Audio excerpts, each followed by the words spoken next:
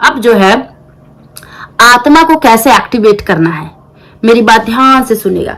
हम लोग इसको, मैं एक छोटा क्लासिफिकेशन आप लोगों के लिए बनाई हूं ताकि आप इसको प्रैक्टिस में रखें, क्योंकि इसके बाद मैं आप लोगों को और डीपर बातें बताने वाली हूं। आज नहीं, पर कभी नेक्स्ट जब आऊंगी तो मैं आप लोगों की इससे और गहरी बात बताऊंगी मैं। तो कैसे पवित्र आत्मा को, हम अपनी आत्मा को एक्टिवेट कैसे करना है? तो सबसे पहले जो है, आपका जो लाइफ है वो प्रेयरफुल है कि नहीं है। क्यों? क्योंकि अगर आप यीशु मसीह को आप ग्रहण कर लिए तो बाइबल बताती है कि पवित्र आत्मा ही आपको अंगीकार करवाता है कि वो क्या है, प्रभु है। इसका मतलब अगर आपको अन्य भाषा का अगर वरदान ना मिला है तो भी डोंट वरी, आपके अंदर पवित्र आत्मा है। लेकिन उस पवित्र आत्मा को, जो कि पेंतेकोस्त के दिन जब पवित्र आत्मा का जो माइटी रशिंग विंड के रूप में आया था, सनसनाहट आंधी के रूप में आया था, उसी दिन ही, अर्थात आप जिस दिन परमेश्वर को ग्रहण करेंगे उसी दिन ही आप जो अपने आप को कैंडल के रूप में परमेश्वर आप लोग को देखता है, आपके माइंड को लाइटन कर देता है, जला देता है, आपका कैंडल जल जाता है, आपका मोमबत्ती जल जाता है। लेकिन अब इसको मेंटेन कैसे करना है? मेंटेन करने के लिए सबसे पहला जो स्टेप है वो होता है प्रार्थना। प्रार्थना करना। क्यों? क्योंकि परमेश्वर की दृष्टिकोण में, जैसे सपोज करो अभी यहां गूगल मीट में जितने लोग हैं, अगर यहां पर परमेश्वर पूछे कि इसमें बोलेगा कितने लोग जीवित हैं, तो आप लोग क्या बोलोगे? जितनी काउंटिंग दिख रही उतने हिसाब से आप बताओगे। लेकिन परमेश्वर की दृष्टि में जीवित किसका डेफिनेशन क्या है? जीवित व्यक्ति का डेफिनेशन क्या है? आप मेरे साथ लूका 18 का 1 से 25 जब आप खोलते हैं, लूका 18 का 1 से 25, मैं पूरा नहीं पढ़ूंगी, मैं समरी बता रही हूं। परमेश्वर की दृष्टि में वही जीवित है जो हमेशा बिना मूर्छित हुए प्रार्थना करता है आत्मा में। अब इसका मतलब नहीं है काम धाम छोड़ करके आप एकदम बैठ के घुटना टेक के प्रार्थना करें, नहीं। प्रार्थना जो होता है वो एक वार्तालाप दिखाता है, it is between you and God. आप हमेशा आत्मा परमेश्वर से बातचीत करते होते हैं। तो ये होता है, जब आप प्रार्थना करना स्टार्ट करते हैं तो आपका जो दीपक है जलता रहता है, ये मेंटेन रहता है।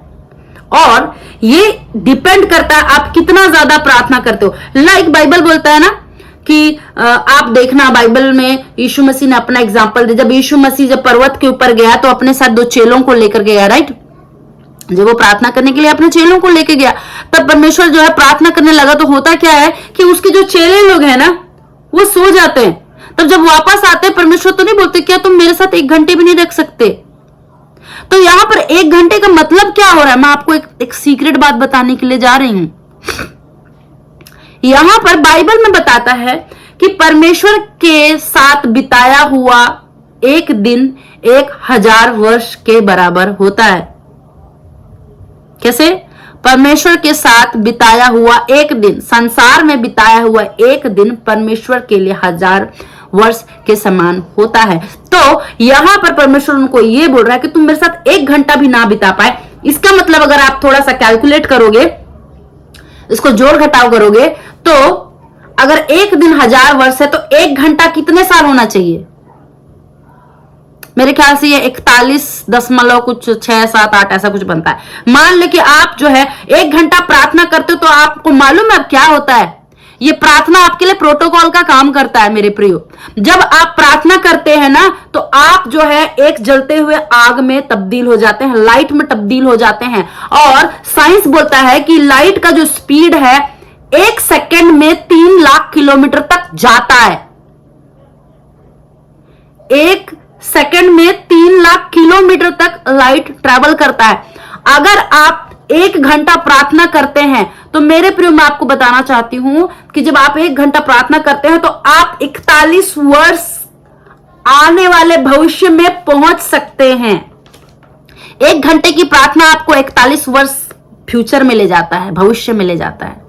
देखा इसका पावर? तो जैसे भी आप लोगों को मैं बताती हूँ ना, जो वचन लिखा है ना कि जो देखी वस्तु अनदेखी वस्तु का प्रमाण है, ऐसा वैसा जो लिखा हुआ, ये यही चीज को बताता है मेरे प्रियो। अगर साइंटिफिक तरीके से इसको कैलकुलेट करें तो ऐसा बनता है। तो आपका प्रार्थना आपके लिए प्रोटोकॉल बन करके जाता है। जैसे कि आज आपके लाइफ में जैसे कोई प्रॉब्लम आ रही है, कोई घटना घट चुकी है, तो मेरे प्रियो ये अच्छी बात है कि आप बैठ के प्रार्थना कर रहे हो, परमेश्वर को बोल रहे हो कि प्रभु मुझे ये दे, मुझे वो दे, ये अच्छी बात है। लेकिन आप लेट हो चुके हो। क्यों? क्योंकि वो जो घटनाएं जो घटनी थी, क्योंकि आप आत्मा में एक कैंडल की तरह जलना था, आप बुझ गए, तो शैतान आपके ऊपर अटैक किया। आत्मिक दायरा में वो अटैक कर दिया। कई बार लोगों को क्या बोलते हैं, सपने में पता लग जाता, पर ध्यान नहीं देते कि उनको लगता है कि शायद ज्यादा कुछ चीजों को देख लिया हूं, सुन लिया हूं, इसीलिए मुझे सपने आ रहे हैं। लेकिन वो आत्मिक दायरा में वो चीज घट चुका होता है। जब वो घट चुका होता है तो उसका पोस्ट इफेक्ट अर्थात संसारिक दुनिया में उसका दिखने के लिए वो आ रहा है, और वो आता है। और जब आप प्रार्थना करते हैं ना, संसारिक चीजों को देख करके जब आप प्रार्थना करते हो तो आप उसको नहीं पलट सकते। क्यों? क्योंकि वो ऑलरेडी घट चुकी है, उसको नहीं बदल सकते। आपको उस पूरे सर्कल में जाना पड़ेगा। कितने लोग समझ रहे? तो प्रार्थना का ड्यूटी क्या होता है? प्रार्थना जब हम करते होते हैं ना, तो हम अपने आने वाले समय को, हम उस आत्मिक दायरा में जो घटने वाला रहता है उसको हम कब्जा करके बैठे होते हैं, अपने अंडर कंट्रोल में करके बैठते हैं परमेश्वर की आत्मा के द्वारा, ताकि कुछ भी जो टेढ़ा सीधा उल्टा चीज है वो ना घटे। तो आज जो आप जिंदगी जी रहे राइट नाउ, ये आपके पास्ट में, भूतकाल में आपके द्वारा प्रार्थना किया हुआ वो प्रार्थना आज इस तरह रिजल्ट में लेके आ रहा। अगर आपने नहीं किया तो आपकी मदर ने किया होगा, हो सकता है आपके परमेश्वर के दास ने किया होगा, कोई आपके फ्रेंड ने किया होगा। मतलब आज का डेट आप जो जी रहे हैं वो किसी की प्रार्थना का रिजल्ट है मेरे प्रियो। समझ रहे हैं आप? तो आपका जो प्रार्थना है आपको फ्यूचर में ट्रैवल करने सिखाता है, आपको लेकर के जाता है। अगर आप इस प्रार्थना को मेंटेन करके रखते हैं ना, मेंटेन करके रखते हैं, अगर आपकी प्रार्थना 1 घंटा से कम है तो आप शुरू करें। हम लोग क्या करते हैं, जब शुरू पवित्र आत्मा मिलते तो बहुत अन्य भाषा में प्रार्थना करते हैं, क्योंकि हम लोग अपना जो कंट्रोल है लॉस्ट कर लेते हैं, खो लेते हैं, बोले जाते। पर जैसे ही थोड़ा पता लगता है फिर हमको ये नॉर्मल लगने लग जाता है, फिर हम क्या करते हैं, प्रार्थना करना कम कर देते हैं। तो हमारी जो लाइट है धीरे धीरे डिम होने लगती है, और जैसे जैसे हमारी लाइट डिम होने लगती है, हमारे ऊपर जो शैतान का जो, जिसको मैं तीसरा आयाम बोलती हूँ, है ना, जिसको हम लोग थर्ड डायमेंशन बोलते हैं, जिसमें संसार की बात आती है, शैतान उसमें हमको वापस ला करके हमारे ऊपर अटैक करता है, किसी भी तरीके से, शारीरिक तरीके से, आपके फ्रेंड के तरीके से, आपके एनवायरमेंट के तरीके से। परंतु जो व्यक्ति हमेशा प्रार्थना में लगा रहता है वो जो है वो चौथे आयाम में रहता है, अर्थात आत्माओं के दुनिया में रहता है, और वो उसको कंट्रोल करके रखता है प्रार्थना के द्वारा। और जब कभी कुछ ऐसा घटने वाला होता है तो बहुत लोगों को के अंदर से महसूस होने लग जाता है, कुछ लोगों को सपने के माध्यम से दिखाता है। मैं आपको बताना चाहती हूँ कि सपना कंप्लीटली लीगल नहीं है। ये सपना जो देखना होता है, कई लोगों को सपने के माध्यम से आगे क्या करना वो दिखता है ना। तो मैं आपको बताना चाहती हूँ सपना देखना गलत नहीं है, परंतु ये सबसे निम्न लेवल का प्रकाशन है, लोअर रेवलेशन है। ये तब तक काम करेगा जब तक आप आत्मा में बेबी हैं, बच्चे हैं। पर जैसे जैसे आप ग्रो करने लग जाते हैं, जैसे जैसे आप बड़े होने लग जाते हैं, क्योंकि आप जब प्रार्थना करने लगते हैं तो आपकी भूख बढ़ती है परमेश्वर के लिए। कैन इमेजिन अगर आप लोग ऐसे अकेले बैठ के प्रार्थना कर रहे हो, आप ही बैठे हो, यू ओकोरो और चंदा मामा के साथ बैठ के आप प्रार्थना कर रहे हो, तो आपको बोर लगेगा। पर जैसे आपको पता चले कि आपके बाजू में मूसा बैठ के प्रार्थना कर रहा है, लाजरस बैठ के प्रार्थना कर रहा है, पौलुस बैठ के प्रार्थना कर रहा है, वो ऐसी ऐसी बातें बता रहा है। फर्ज करो कि जो मछली के पेट में कौन था? योना। फर्ज करो योना आपके साथ बैठ के प्रार्थना कर रहा है, तो सोचो बाइबल में हर घटना को डिटेल में नहीं बताएगा, वो टच करते हुए लेके गया हुआ है। सोचो वो एक लाइन को जिसके साथ योना के साथ घटी हुई, उसमें लिखा हुआ कि वो 3 दिन मछली के पेट में रहा। सपोज करो आप बैठ करके आत्मिक दायरे में आप योना की आत्मा के साथ उसके फ्रीक्वेंसी में आप मैच कर गए, तो वहां बैठ करके आप प्रार्थना करो तो योना बता रहा होगा, तुमको मालूम जब मेरे को मछली ने अपने पेट में ले लिया तो पता क्या हुआ, जब भी मछली के पेट में जब हार्मोन रिलीज होता था ना मेरे को पचाने के लिए, तो मेरे को जोर से सिकुड़ लेता था, और इतना जोर से सिकुड़ता था कि मेरी हड्डियां भी हिलने लग जाती थी, और जब कभी वो छोड़ता था तब मैं थोड़ा देर के लिए रिलैक्स महसूस करता था, और हमेशा लार बहता रहता था। आपको मालूम है जब किसी के पेट में रहोगे तो हमारे अंदर इतनी स्ट्रांग हार्मोन होती है। कई बार आप लोग छोटे थे तो आपको याद होगा कि कई लोग सिक्का निकल गए होंगे, कोई पत्थर निकल गया होगा, कोई क्या निकल गया। हमारे बॉडी में इतना स्ट्रांग केमिकल हार्मोन होता है कि उन चीजों को गला देता है। सेम जानवर में भी वही है। तो सोचो योना भी मछली के पेट में था, उसके साथ भी वही हार्मोन आई हुई होंगी, लेकिन परमेश्वर वहां सेव करके रखा। सोचो, जब इस प्रकार के रेवलेशन आपको, अगर आप प्रार्थना में बैठे और योना आपको बता रहा है, बोलता है मैं तुझे मदद करता हूं, हम ऐसे करके प्रार्थना करते हैं। सपोज को अब्राहम बोलेगा चल मैं बताता हूं ऐसे प्रार्थना करते, मैं ऐसे प्रार्थना किया करता था, कितना मजा है। लेकिन हम लोगों की प्रॉब्लम क्या है, 5 मिनट हो गया, 10 मिनट हो गया, ऐसे करते करते 1 घंटा निकालते हैं। शुरुआत में ऐसा ही होता है, लेकिन जैसे जैसे आप स्वाद को चखोगे ना, आदत पहले तो बताना पड़ता है, आदत लगनी होती है।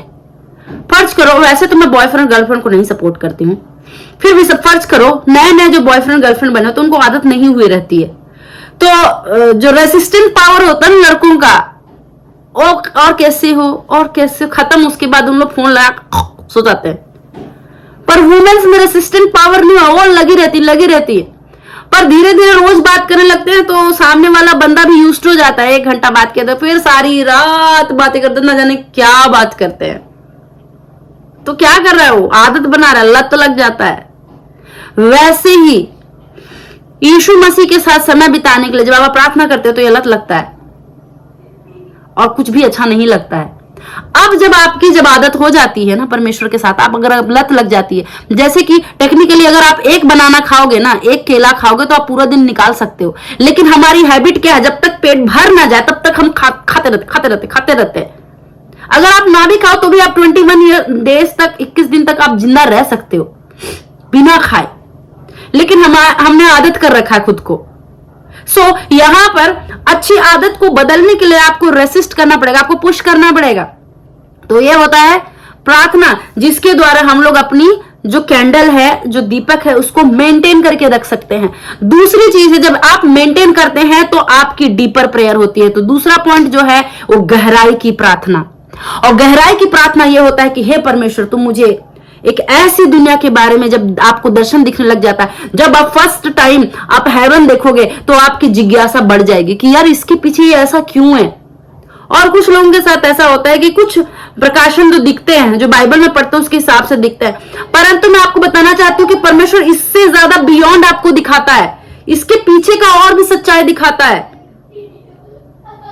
जब आप इस तरह सच्चाई देख लेते हो ना, क्योंकि मैंने बताया कि अगर आप पृथ्वी में हो और प्रकाश की गति से अगर आप स्वर्ग की ओर जाओगे ना, तो पृथ्वी जो है लेट रहेगा और आप पहले पहुंच जाओगे, आप भविष्य में पहुंच जाओगे स्पीड के कारण। तो आप जब स्पीड के कारण प्रार्थना के द्वारा आत्मा में उठा करके परमेश्वर की जहां पर वो रहता है, जब वहां पहुंचोगे तो आप वहां पहुंच के जब पृथ्वी को देखोगे तो बहुत सारी घटनाएं अभी नहीं घटी है, परंतु तुम्हारी आत्मा उस चीज को पकड़ लेती, जिसको हम लोग भविष्यवाणी बोलते हैं। तो जो मोस्टली जो भविष्यवक्ता होते हैं, जो दर्शन देखता, गिफ्ट ऑफ प्रोफेसी होती है, ये इसी तरह ऑपरेट होती है, क्योंकि उन लोगों की प्रेयर लाइफ इस प्रकार से होती है, उन लोग इस प्रकार से स्वाद को चख लेते हैं, तो उनको पसंद होता है प्रेयर करना। दूसरों से बकवास करने के बजाय वो प्रार्थना में जाते हैं। प्रार्थना करने के द्वारा हम लोग वहां रहते हैं जहां पर परमेश्वर रहता है। जब वहां पहुंचते हैं तो कोई भी घटना पृथ्वी पे नहीं घटी हुई रहती है, वो सारा देख लेते हैं, और जब वापस आते हैं तब बोलते हैं मैं भविष्य में आपका स्पिरिचुअल रियल में आपका ये देख रहा हूं, ये है, ऐसा होगा वैसा होगा। और हम लोग वो बता दिया बोल के बड़ा खुश होते हैं। अच्छी बात है ये, पर मैं आपको सीक्रेट बता रही हूं। क्यों? क्योंकि वचन में जो लिखा है, ये यिर्मयाह की किताब में बोला है कि आप जो है पैदा होने से पहले ही परमेश्वर ने आपको भविष्यवक्ता ठहराया है। तो आप लोग सब के सब अपनी जिंदगी के भविष्यवक्ता हैं। गुड न्यूज ये है, करेक्ट। अब जो है जब डीप प्रेयर में आप जाते हैं, गहराई में आप जाते हैं, तो आप आत्मिक दायरे की चीजों को मरोड़ सकते हैं। मरोड़ कहने का सकता, आप पहले उसको समझ सकते हैं। अगर आप संसारिक दुनिया में अगर आपको कोई निर्णय लेना होगा, आपको दायां जाना था पर आप बायां चले गए, लेकिन जब आप आत्मिक व्यक्ति होंगे तो आपको पता चलेगा कि दायां जाने से क्या फल आ सकता है और बायां जाने से क्या फल आ सकता है। तो आत्मा में आपको पहले ही आप उस चीज को पहचान जाएंगे और आप वो चीजों को ग्रहण कर सकते हैं। अब जो तीसरा पॉइंट है, आप मेरे साथ खोलिएगा, उपवास के बारे में बात कर रही हूं। आप मेरे साथ खोलिएगा भजन संहिता 69 का 10। जब हम उपवास करते हैं मेरे प्रियो एक बात को ध्यान से देखिएगा। जब इंसान खाना नहीं खाया रहता है ना, उसके शरीर में ताकत नहीं रहती है, तो अपने आप क्या हो जाता है, नम्र हो जाता है। और थोड़ा सा भी एक बिट बिस्किट खा लिया ना, अपने आप को शेर समझने लग जाता है वो। जब पेट भरा होता है ना मेरे पियो, तो बड़ी बड़ी डींग हाँकता है, बड़ी बड़ी बातें करता है। क्योंकि जब हम शरीर को खाना खिलाते हैं तो हमारा जो प्राण है वो माइंड है, ठीक है, प्राण का हिस्सा माइंड है। जब हम खाना खाते हैं तो ये सारा जो ब्लड है, एनर्जी किसको देता है? माइंड को देता है। और माइंड जो है सोल के कब्जे में, तो सोल अपनी मनमानी करता है, प्राण अपना मनमानी करता है। लेकिन आप जब उपवास रखते हैं, वैसे आप लोगों को सप्ताह में कम से कम एक बार उपवास जरूर रखना चाहिए, क्योंकि जब आप उपवास रखते हैं अपने आप को आप आदत दिलवाते हैं। जब आप उपवास में रहते हैं तो आपका जो प्राण है वो नम्र होता है। पहले दिन तो थोड़ा सा रहेगा, नहीं नहीं नहीं मुझे खाना खाना है, नहीं नहीं मुझे खाना खाना है, तो तुम्हारी आत्मा बोलेगी shut up, just shut up, नहीं खाना है। दूसरे दिन नहीं, तीसरे दिन अपने आप ये नहीं करेगा। तीसरे दिन आप अपने आप अगर कोई कुछ बोल रहे हैं तो आप बहुत हम्बल तरीके से, नम्र तरीके से पेश आओगे। तो इसका फायदा क्या है? जैसे ही आपका शरीर को जो ऊर्जा मिलती है वो खत्म हो जाता है, आत्मा अपने आप एक्टिवेट हो जाता है। तो यहां पर जैसे कि मोस्टली लोगों को क्या लगता है कि हम उपवास प्रार्थना के द्वारा परमेश्वर से चीजें मांग लेंगे। नहीं है, ऐसा कंसेप्ट नहीं है। जब हम उपवास करते हैं ना तो हम अपने आप को शार्प करते हैं। हमारी जो संसारिक आंखें हैं ना, संसारिक विचार है, प्राण को हम लोग अंडर कंट्रोल करने की कोशिश करते हैं, क्योंकि अगर इसको नहीं कंट्रोल करोगे तो आत्मा में जुड़ने नहीं देगा। तो हम भूखे रख करके अपनी पांचों ज्ञानेंद्रिय को कंट्रोल करते हैं। जैसे हम कंट्रोल करके उसकी एनर्जी को, उसकी ऊर्जा को खत्म कर देते हैं तो हमारा जो आत्मा है वो अपने आप जागृत हो जाता है। जब जागृत हो जाता है तो जागृत होने के बाद, क्योंकि वचन हमको बताता है कि तू दीपक है और ये दीपक अब तुम्हारे मनों को क्या करता है? वो जांचता है। अर्थात जैसे ही आत्मा एक्टिवेट हो जाता है, वो कैंडल जब जल जाता है ना तो आप लोगों को रास्ता दिखाता। नहीं बोलता तेरा वचन मेरे पांव के लिए दीपक है? कौन सा पांव? आत्मिक दुनिया में पांव होता है, वो लोग रिप्रेजेंट किया। आत्मिक दुनिया में आपका जो ये जल रहा है ना, ये लाइट दिखाता है। अगर मैं लाइट को ऑफ कर दूंगी तो आप और मुझे नहीं देख पाओगे, पर जब मैं ऑन करूंगी तो आपको क्लियरली मालूम है कि मैं कहां बैठी हूं और मेरे पीछे क्या और आजू बाजू क्या हो रहा है। वैसे ही जब आप उपवास करते हैं तो आपका शरीर नीचे हो जाता है और आत्मा अपने आप एक्टिवेट हो जाता है। जब आत्मा एक्टिवेट हो जाता है तब आप प्रार्थना जब करते हैं, जब आप प्रार्थना करते हैं तो आप फ्यूचर देखने लग जाते हैं, आपको क्लियरली चीजें समझने आने लग जाती हैं। तो हम लोग, हमारे साथ मोस्टली गलती क्या होता है कि जब कभी हमको कुछ चीज चाहिए या कुछ डिसीजन हमको चाहिए होता है, हम लोग पहला स्टेप को, जिसको हम लोग कंटिन्यू प्रेयर करना बोलते हैं, उसको छोड़ करके फिर दूसरा जो होता है डीप प्रेयर, उसको छोड़ के हम डायरेक्ट फास्टिंग करने लग जाते हैं। जब हम लोग डायरेक्ट फास्टिंग करने लग जाते हैं ना तो फिर हम लोगों को फिर ना रिजल्ट नहीं मिलता है। क्यों? क्योंकि अचानक बुझा हुआ है, उसको आप एकदम परमेश्वर के साथ कनेक्ट करने की कोशिश कर रहे हैं। अगर आपका पहले ही जलता रहेगा जलता रहेगा जलता रहेगा, धीरे धीरे आप आत्मिक दायरे को पकड़ के रख रहे हैं, आत्मिक समझ हो रही है। जब आत्मिक समझ होगी तो आपको पता चलेगा कि सामने जो रुंझुन आपसे लड़ाई कर रहा है वो रुंझुन आपका दुश्मन नहीं है, रुंझुन के पीछे काम करने वाली दुष्ट आत्मा आपका दुश्मन है। तब आप जब फास्टिंग प्रेयर में बैठोगे तो रुंझुन को खत्म कर दे नहीं प्रार्थना करोगे, आप प्रार्थना करोगे हर एक वो दुष्ट आत्मा जो रुंझुन के पीछे, उसको यीशु के नाम से मैं बांध देता हूं, ये खत्म कर देता हूं, ये नाश कर देता हूं। जब इस तरह से आप प्रार्थना करोगे तो आपके ऊपर वो चीजें अटैक नहीं होंगे और वो चीजें खत्म होंगी। तो आपका जो ओरिजिनल जो दुश्मन है वो पर्टिकुलर सामने वाला बंसीलाल नहीं है, ना वो रुंझुन राम है, वो दुष्ट आत्मा जो उनके पीछे काम करता है। तो जब आप फास्ट करते हैं तो आपकी आत्मा अपने आप एक्टिवेट हो जाती है।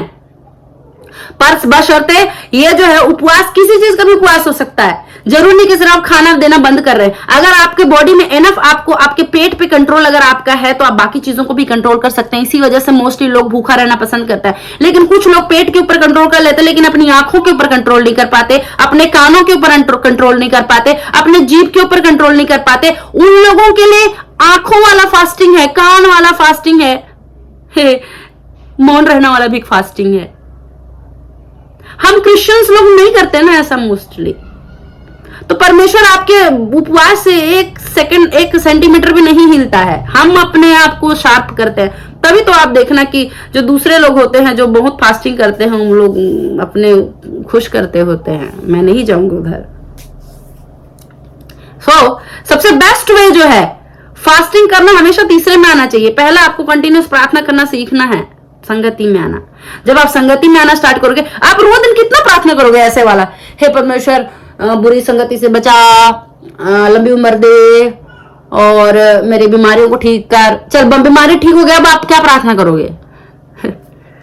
क्योंकि परमेश्वर आपके सारे संसारिक प्रार्थना को उत्तर दे देता। तो आपका प्रेयर रिक्वेस्ट जैसे जैसे आत्मा में आप जुड़ते जाओगे ना, आपकी प्रार्थना रिक्वेस्ट ही बदलते जाएगी। और गुड न्यूज क्या है कि आपके जो शब्द हैं वो भी संसारिक से आत्मिक रूप से बदलते जाते हैं, आत्मिक रूप से बदलते जाते हैं। तो जो चौथा चीज क्या होता है कि जब हम लोग इस तरह से धीरे धीरे फास्टिंग के द्वारा, कंटिन्यू प्रेयर करने के द्वारा हम लोग जब ट्रेंड हो जाते हैं, तो हमारी जो शब्द है, जो आवाज है, हमारा बॉडी एटीट्यूड आत्मिक दौर में बदल जाता है। पर प्रॉब्लम कहां आती है? हम इसको कंट्रोल करना नहीं सीखते हैं, नहीं सीखते हैं। कई बार ये होता है ना, जब आप प्रार्थना करके निकले, उपवास करके होते हो, कुछ ऐसा हो जाता है कि आप बक देते हो, गालियां दे देते हैं। हमको ऐसा लगता है कि हम सिर्फ गालियां दी हैं। मेरे प्रिय, वो गालियां जो है आप ही को ही प्रॉब्लम कर सकती हैं। इसीलिए आप मेरे साथ जो है नीति वचन अध्याय 21 का 23 खोलिएगा।